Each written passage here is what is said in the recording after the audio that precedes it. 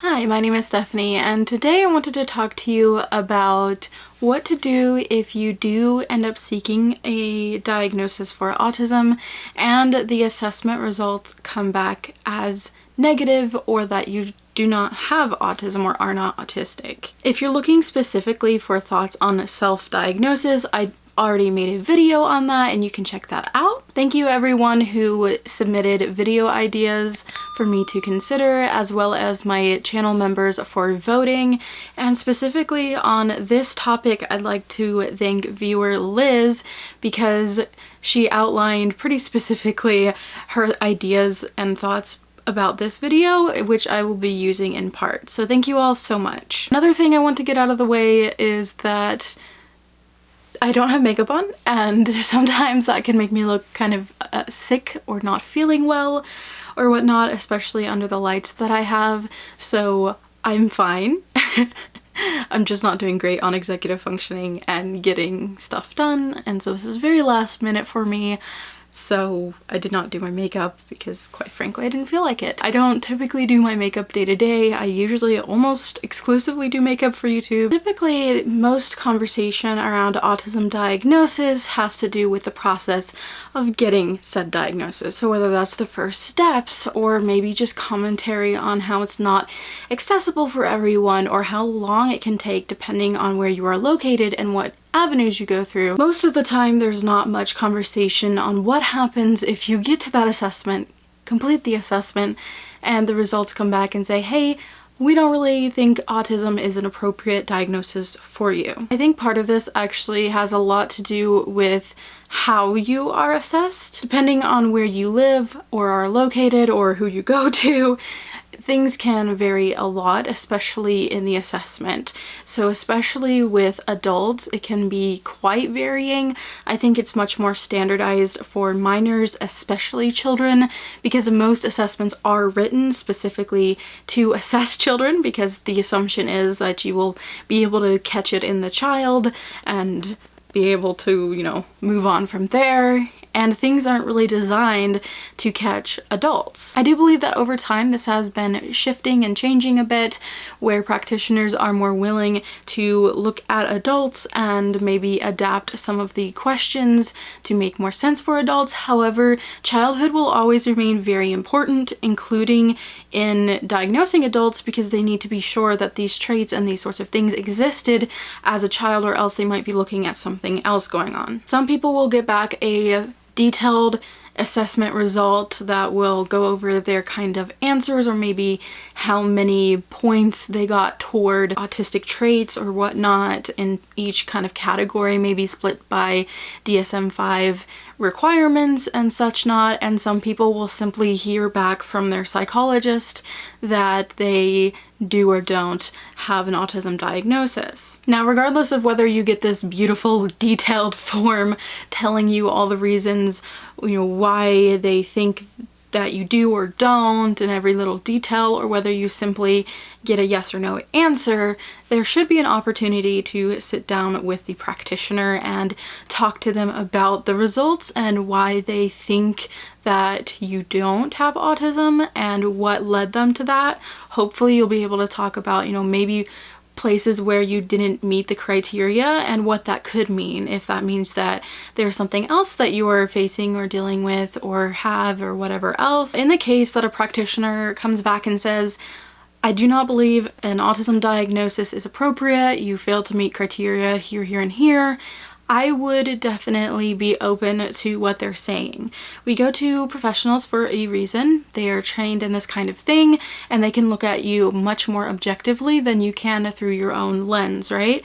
So I do believe that we should be open-minded to the information that they present. A lot of times, if you've gone to someone in need of assessment to see if it is autism, there's likely something going on, and hopefully through that process maybe they've discovered what it is. Maybe it's ADHD or OCD or BPD or who knows what else, right? So there are a lot of conditions that do overlap with autistic traits. So having that assessment might be able to reveal something that maybe you didn't realize or didn't consider that your practitioner knows more about, and hopefully that would lead down the path of you being able to get the appropriate supports and treatments and things that will help you best, rather than just having to continue to guess that you have autism or are autistic. But what if the reason that your practitioner says you don't have autism is purely because you maintained eye contact during the assessment, or they don't really think that it's appropriate to give you that label at such and such stage in life? Reasons such as this that are very shallow. And maybe the reasons aren't super shallow, but you have good reason to disagree with those results, and it might be a little more complicated than a simple "you didn't make eye contact" or "you did." Now this, I think, is where things kind of get a little tricky. In the case that you want to and can afford to, I would definitely suggest a second opinion.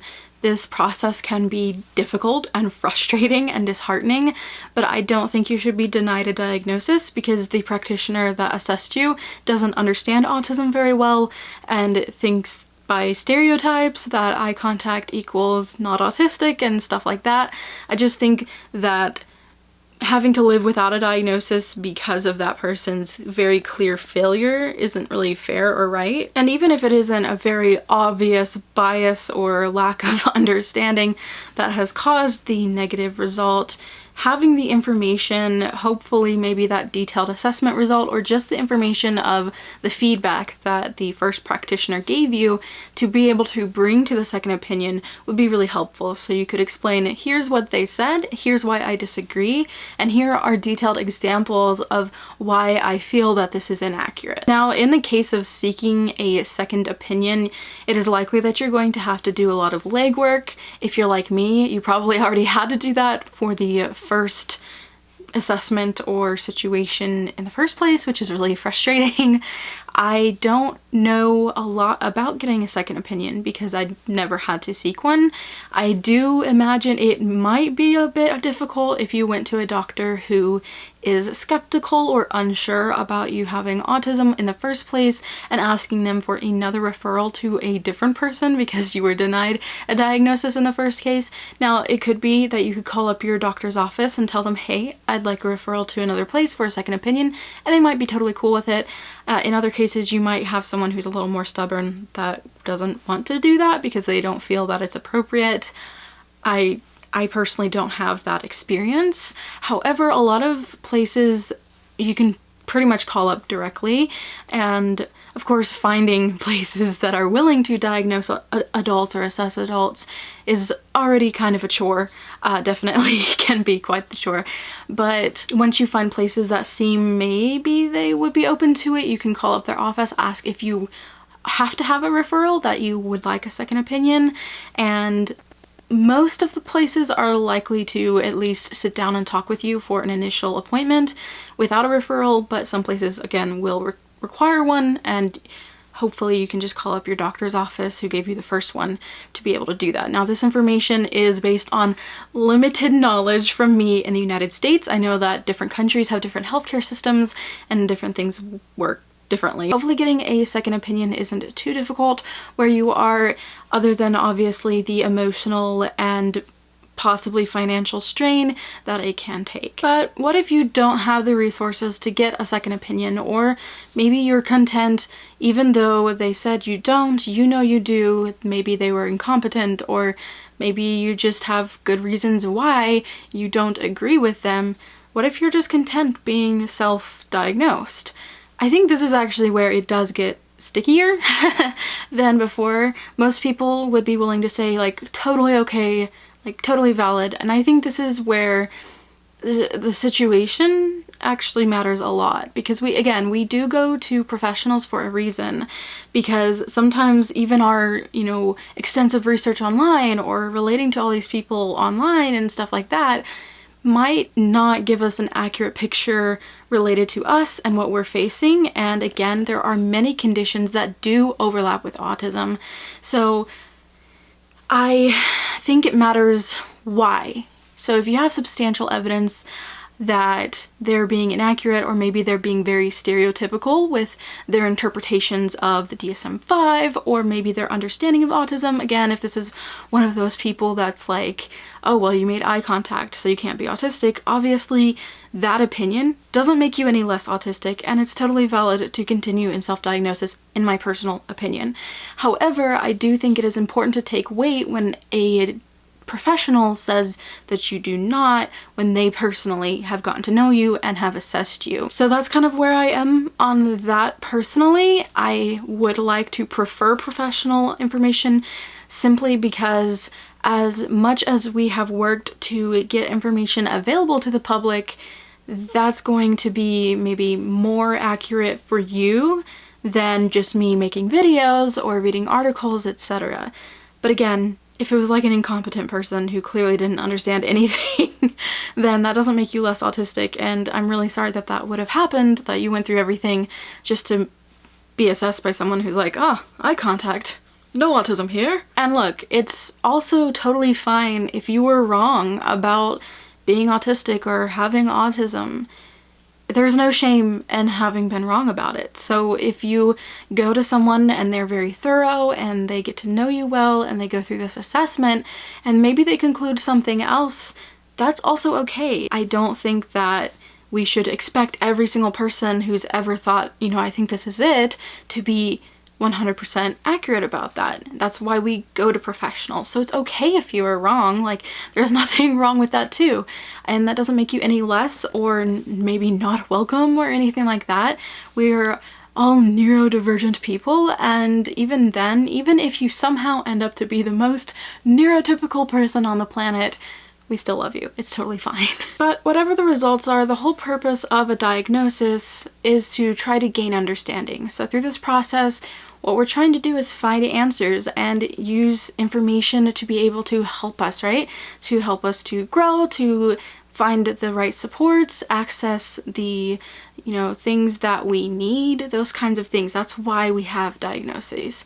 So if you are finding that what you're doing is working for you and you're not in a place of distress and it ends up that you have to just continue self-diagnosed and you're content with that, cool. If you go and find out that you're not autistic and they find out that you are something else or some way else, cool, because that means that you'll have access to the correct help and the treatments that are best for you and the supports that are best for you. Anyway, thank you so much for watching. I hope that this video was a little bit helpful, and honestly, I kind of hope that it helps calm some of you down, because going in and thinking like, what if it's not this, what if it's not that?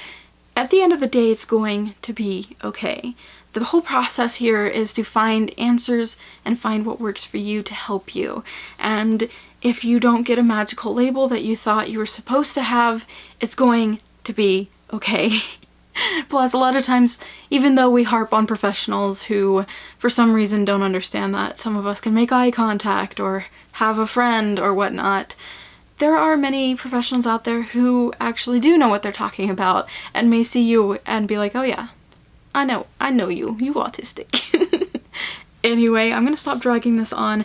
Thank you all so much for watching. If you enjoyed it, go ahead and give me a thumbs up and let me know your thoughts about this in the comments below. If you've been denied a diagnosis, if you've ever had to go for a second opinion, any of your experiences or thoughts on this, let me know in the comments below. And if you enjoy autism related content from me, you can hit that subscribe button. I upload to this channel every Thursday at 4 p.m. Central Standard Time. Thank you to everyone who supports me here on YouTube as YouTube members, my patrons over on Patreon, and a special thank you to my Spaz Tier patron, Marie Johansson. Thank you all so much for watching. I hope that you're having a wonderful week, and I'll see you in my next video. Bye!